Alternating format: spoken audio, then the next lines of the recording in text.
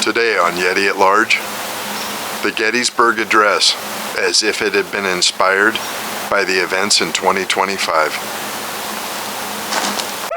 Hi, and welcome to Yeti at Large.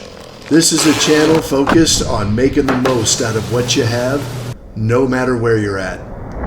Thanks for tuning in and helping out. Before we begin, please just let me say that if you're a historical purist, I mean no disrespect to the contributions and memories of Abraham Lincoln. Matter of fact, what I'm trying to do is just the opposite, and to bring some of that timeless statesmanship that he exuded into our modern political arena.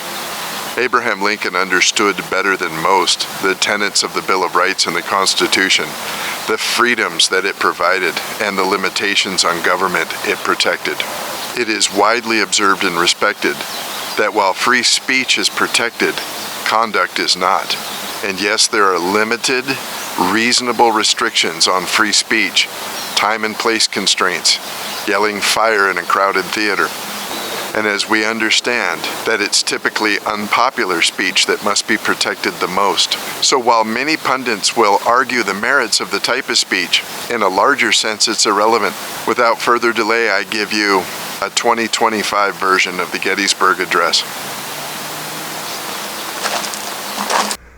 4 years ago our fathers brought forth on this continent a new nation, conceived in liberty and dedicated to the proposition that all men are created equal. Now we are engaged in a great culture war where patriots who come in peace yet speak boldly are targeted for assassination. This is testing whether our nation or any nation so conceived and so dedicated can long endure.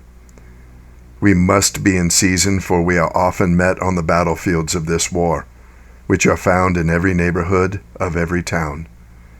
I ask my fellow citizens to dedicate a portion of your industry, your intellect, and your prayers for those who gave their lives that this nation might live. It is altogether fitting and proper we should do this. But in a larger sense, we cannot dedicate, we cannot consecrate, we cannot hallow their memory. Their defense of free speech has consecrated it far above our poor power to add or detract. The world will little note nor long remember what we say here, but it can never forget what they did for our common cause of peace. It is for us, the living rather, to be dedicated here to the unfinished work to which they have thus so far nobly advanced. It is rather for us here to be dedicated to the great task remaining before us. From these honored dead we take increased devotion to the cause for which they gave the last full measure of devotion. That we here highly resolve these dead shall not have died in vain.